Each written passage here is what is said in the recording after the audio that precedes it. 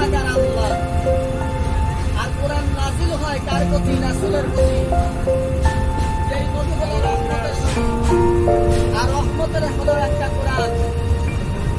এই কোরআনকে নবীকে যারা ভালোবাসবে তারা অবশ্যই জান্নাতে হবে। আজকে কোরআনের একটা মাদ্রাসা আমাদের সম্মুখে জামতলের সাথে প্রদর্শন হাফিজিয়া মাদ্রাসায় 105টা ছাত্র আছে। 50টা ছাত্রকে 3 বছর মাদ্রাসায় খানা দেওয়া হয়। আজকের 1 কেজি চাউলের দাম 60 টাকা। 1 কেজি নরমাল চাউলের দাম বাজারে 50 টাকা।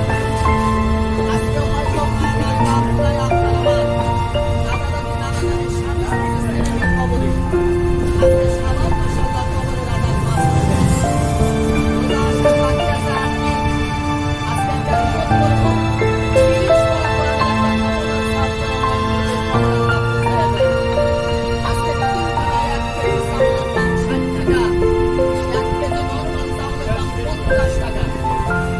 আমরা 10টা হাফেজের খানা দিব ইনশাআল্লাহ বাজান। 10টা ইতিম ছেলের খানা নিয়ত করেন একজন 2 কেজি চাউল আল্লাহর রাস্তায় দান করেন।